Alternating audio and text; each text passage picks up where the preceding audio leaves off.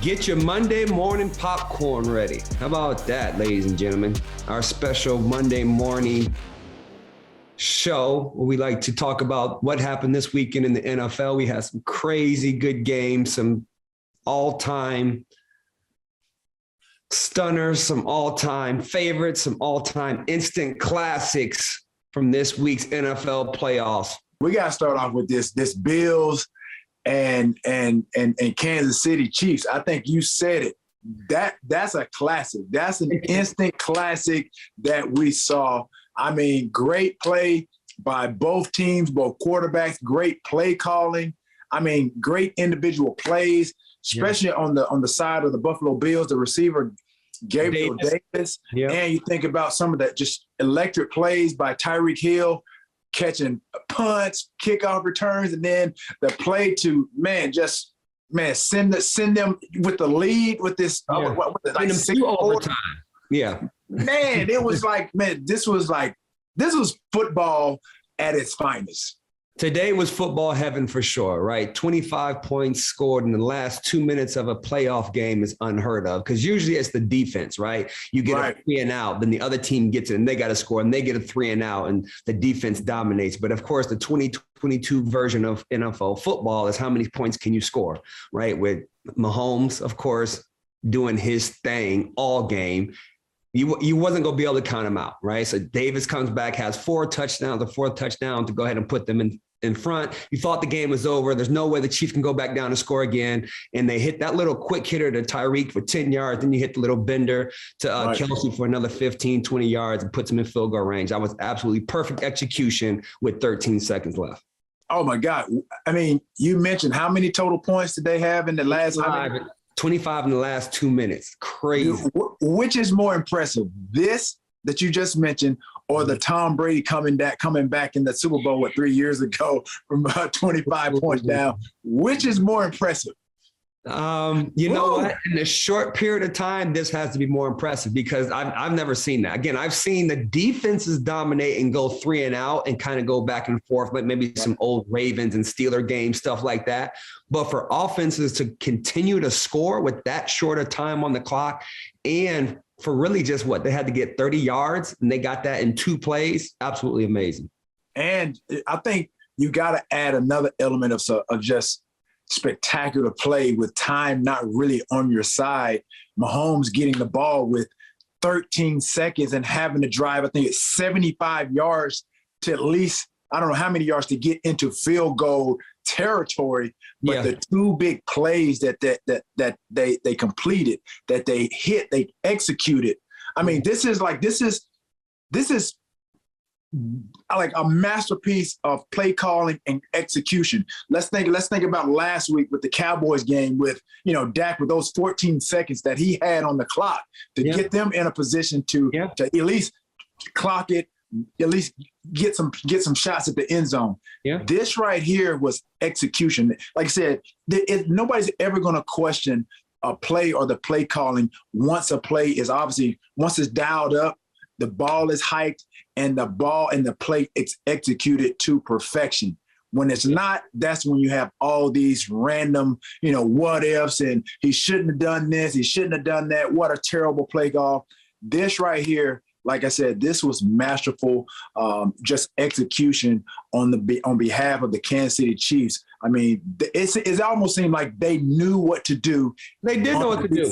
Under these I think Eric Bieniemy has went through this with this team. Again, we talked about last week the miscommunication or why Dallas didn't perform in the last couple seconds of the game. And then this week you've seen that little play that went to Tyreek Hill. It literally took 6 seconds. And I guarantee when they're in practice, they physically clock it. Okay, this takes 6 seconds. Okay. Right. We have this play over here. It takes 5 seconds.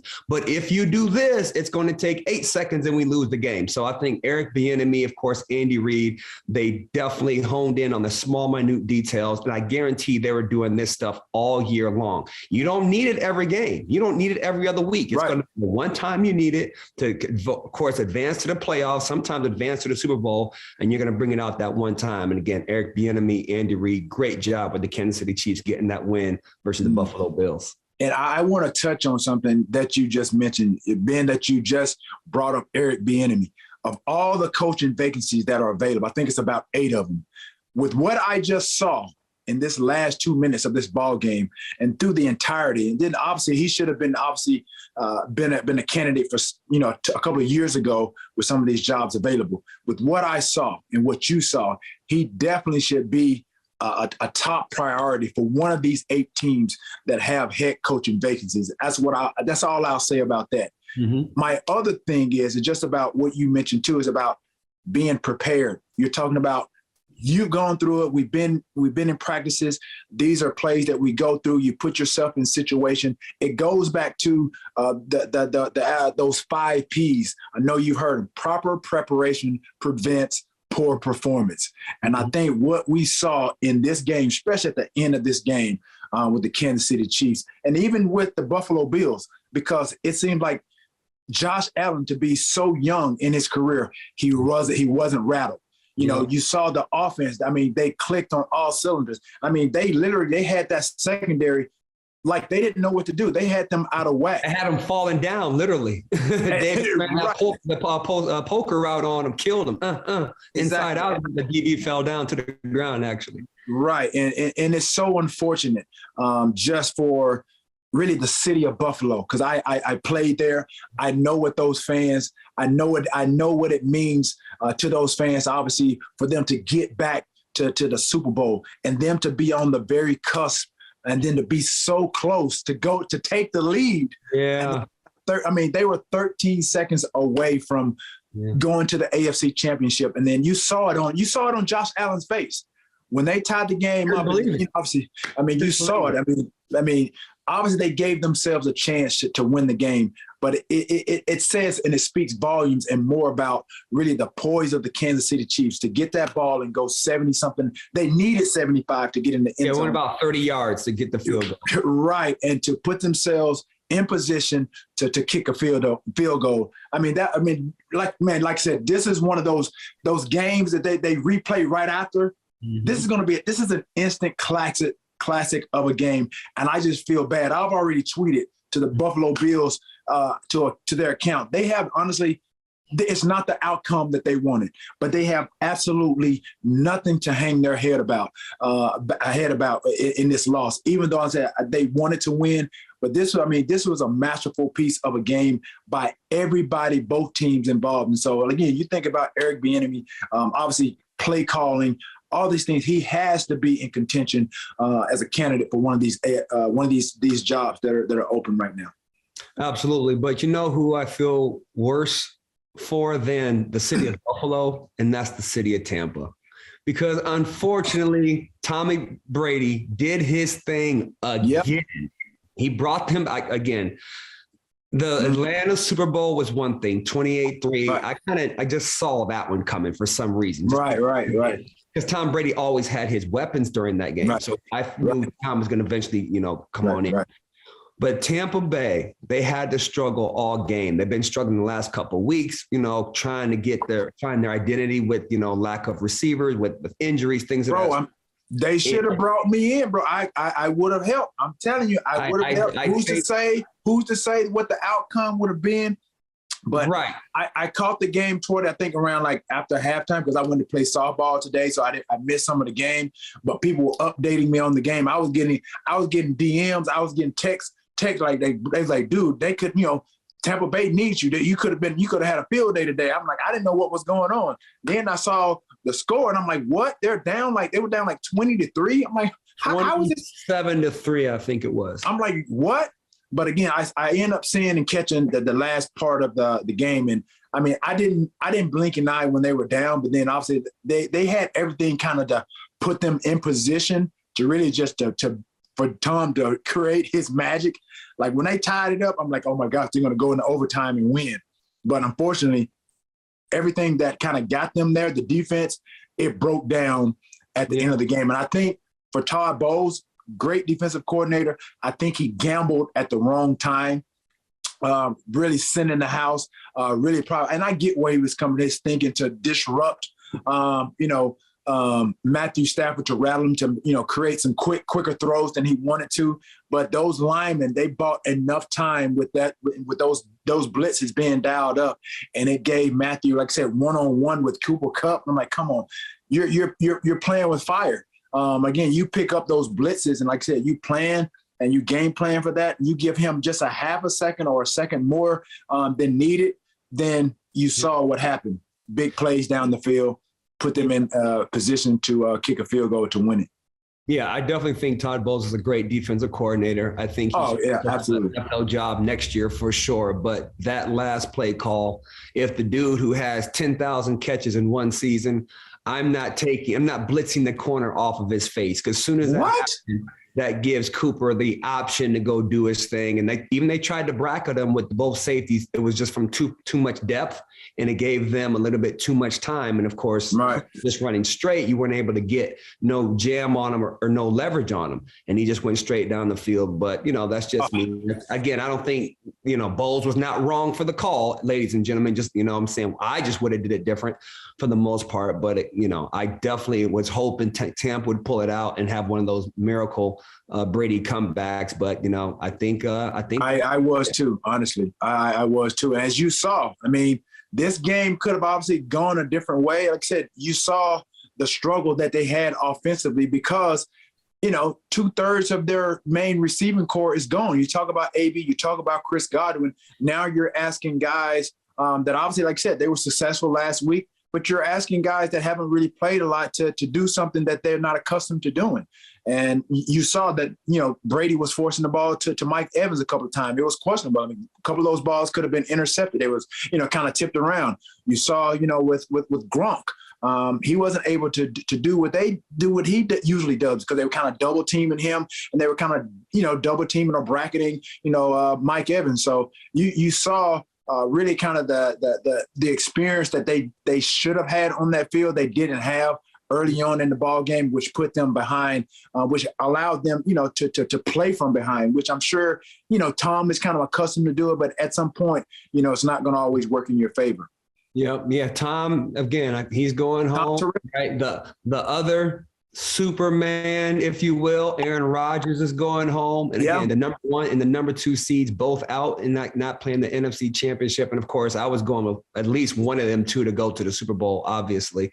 And they're both not going. Again, A-Rod, with all that stuff up in the air, I'm sure for it to end the way that did, I'm sure that his blood is boiling right now. Even though he didn't have the best game, of course, I still do not think at all that messed with his legacy at all. He's still Aaron Rodgers. He's still one of the best ever. He's still first ballot, and he can still leave Green Bay, or he can come back and not go to the Super Bowl again. But everybody out there trying to throw Aaron Rodgers on the bus, and he can't play. Like, it's all irrelevant. I just don't understand the question or the logic of asking, does this loss tinker with his legacy? There was nothing about that game where it would fall clearly on his shoulders. There was a blocked field goal. There was a blocked punt that I think it was the turning point in the game. Obviously, whoever number 46 is, I'm willing to bet my house that he's not on the roster next year, because he clearly, it was like, it was like running out for a football game, running through the cheerleaders through the paper. That's how he ran through number 46 to block that punt. Like, dude, there's no reason why. Like, you got to have pride. If you don't play a lot and you have one job to do, you need to do it. At the end of the day, this is the playoff. You win or go home. You can't play like this is a regular season game, like you got a game tomorrow.